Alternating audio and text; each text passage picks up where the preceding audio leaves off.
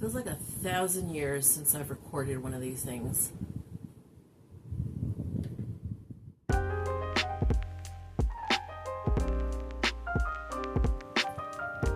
Hello, my name is Dana.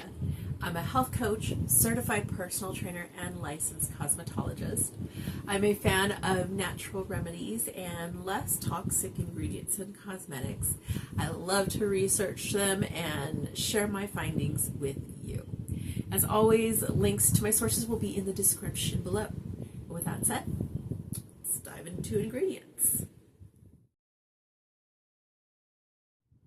Today's ingredient is wheat.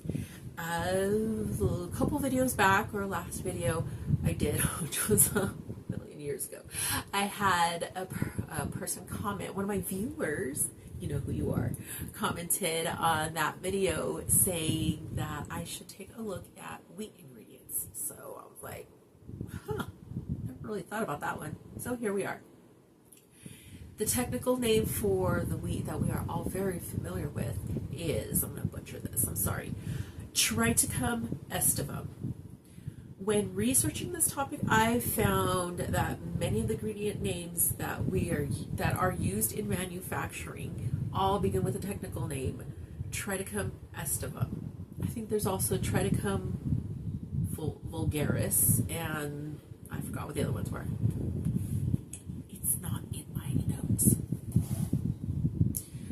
When you look at the sources I've provided, especially the safety assessment source that I've linked in the description, you will see that the list of the 27 wheat ingredients that are used in cosmetics will begin with the words Triticum aestivum. So I was like, is that referring to wheat? And yes indeed, it is referring to wheat.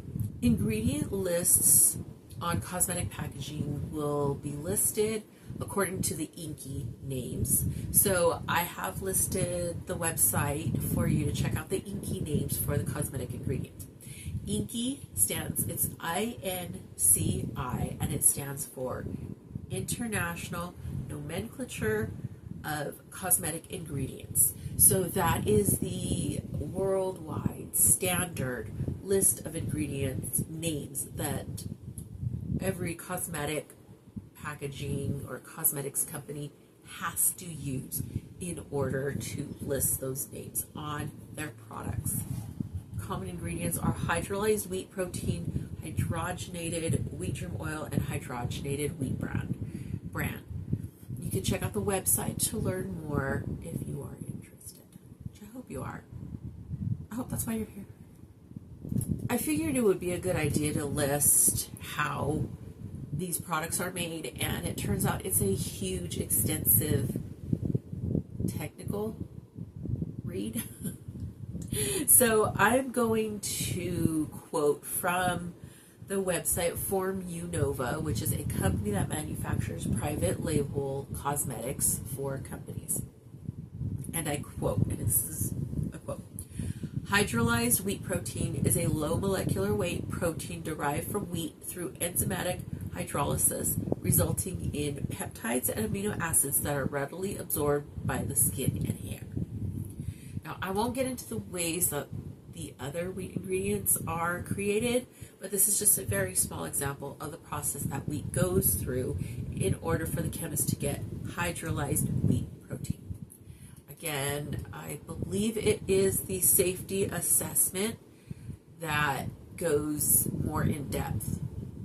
So if sciences and technical reading is your love, then have fun. The purpose of different wheat ingredients being used in cosmetics serves different purposes in these cosmetics. They can be used as skin conditioning agents, film formers, antioxidants, abrasives, and bulking agents. Wheat ingredients in different forms can be found in baby products, lipsticks, face powders, aerosol hair products, shampoos, conditioners, and other topical cosmetics. You can always check the labels of the ingredients or the labels for the ingredient lists of what kind of wheat, or if it does contain wheat, in your cosmetics. The Environmental Working Group, or the EWG, rates hydrolyzed wheat protein between a 1 and a 4, mainly due to allergies and immunotoxicity, as well as use restrictions. If you use the EWG and are interested in what some of the ingredients that you use are rated, you can always type that up in the search bar on the website in the Skin Deep section and see what the EWG rates it as. I chose hydrolyzed wheat protein because I found that that tends to be a very common ingredient in cosmetics. The concern of wheat comes from people who suffer from celiac or gluten intolerance, gluten sensitivity, gluten allergies. They are concerned with the wheat being used in their cosmetics because their main concern is they don't want to break out into a rash, any kind of rash, that or any other kind of uncomfortable issues that they may have experienced in the past because of gluten in their diet. So, I mean, it's a valid concern since there is such a thing as bakers breaking out in skin rashes due to being in constant contact with flour, as well as contracting baker's asthma. I didn't even know that was a thing. And what about the presence of toxins like mycotoxins and aflatoxins? I mean, that's also a valid concern. We're learning more about toxins in our ingredients and food, so why couldn't it be in our cosmetics? Well, let's find out a little bit more to see what the science has to say. According to that study I keep bringing up, and it's entitled The Safety Assessment of Wheat-Derived Ingredients as Used in Cosmetics, which was published in November of 2024. According to that, wheat ingredients are safe to use and shouldn't cause gluten allergy or sensitivity reactions when used on the hair or skin.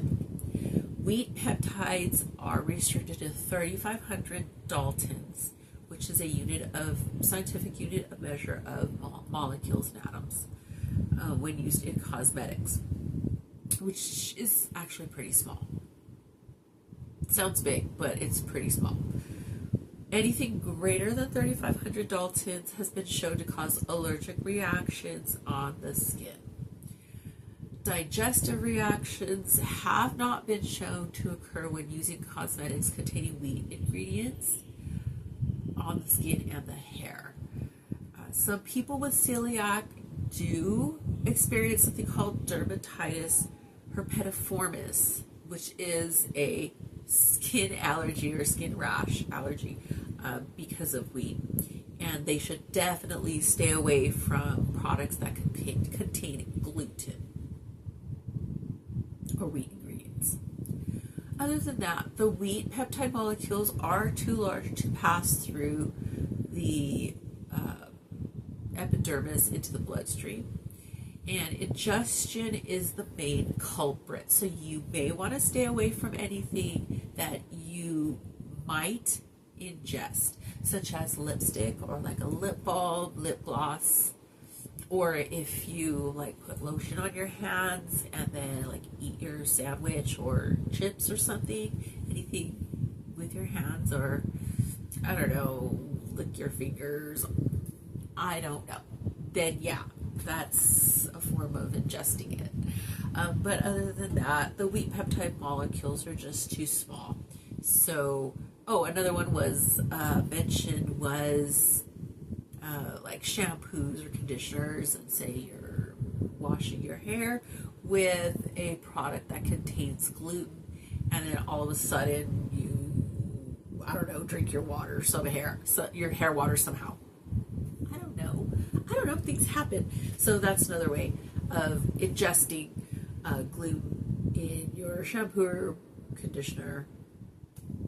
In regards to aerosols, that really wasn't too much of a concern. So because the aerosol particulates were too small to like fully become ingested unless you're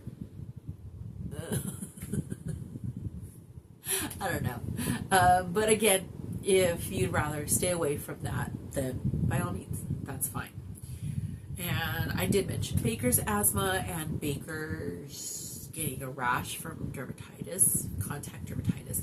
And that is something that can be solved by following your safety guidelines. If you are a baker, following the safety guidelines that should be posted at your place of employment, and just, wear gloves and long sleeves, whatever, and respirator.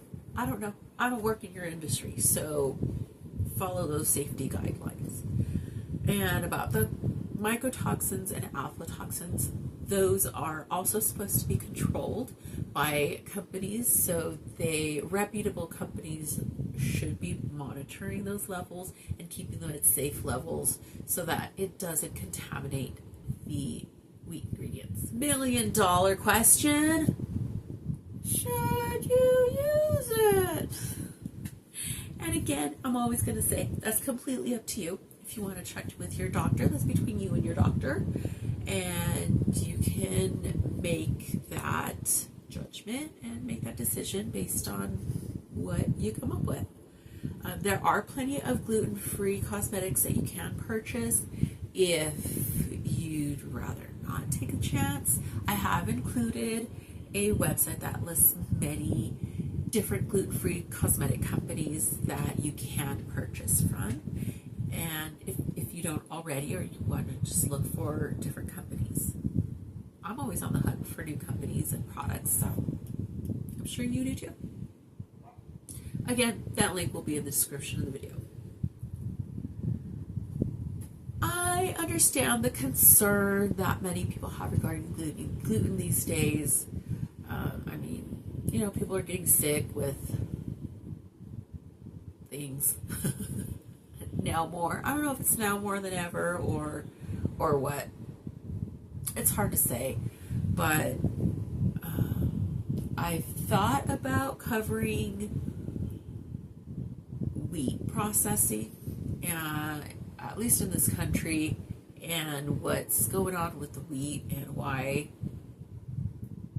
people are having more issues with it now than back in, say, 100 years ago or so. But I think that topic's been done a lot to the point where it'd be like just beating a dead horse. So I don't think I'm gonna do that. I don't know. If you think I should cover that topic, leave a note or a comment in the description for me, and I'll see about doing that. Do I use products with gluten? Yeah. Yeah, I'm not concerned about it. I'm not concerned about it. Also, for people who go to a salon, I work in a salon. No, I don't do hair.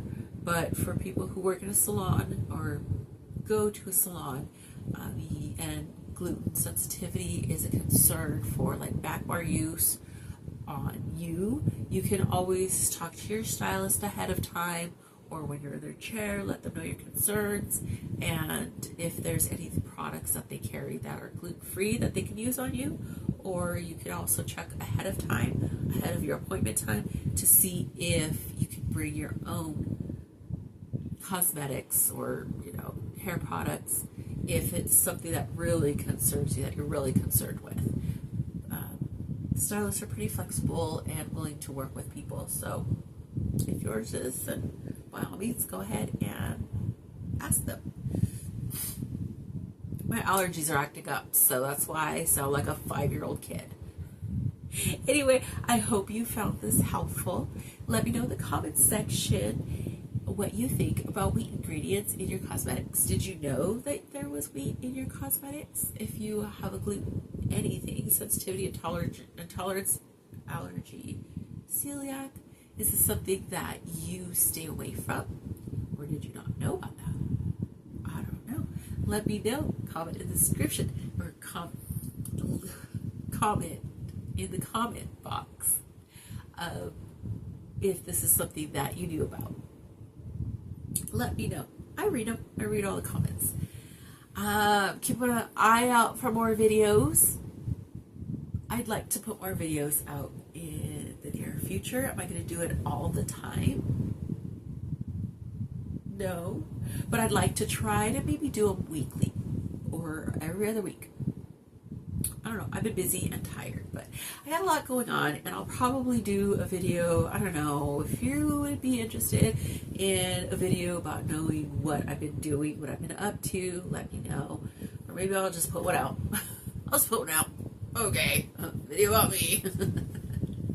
Anyway, you can also visit my website if you're interested in any coaching from me. I can help you with your health goals, fitness goals, and you can check that out.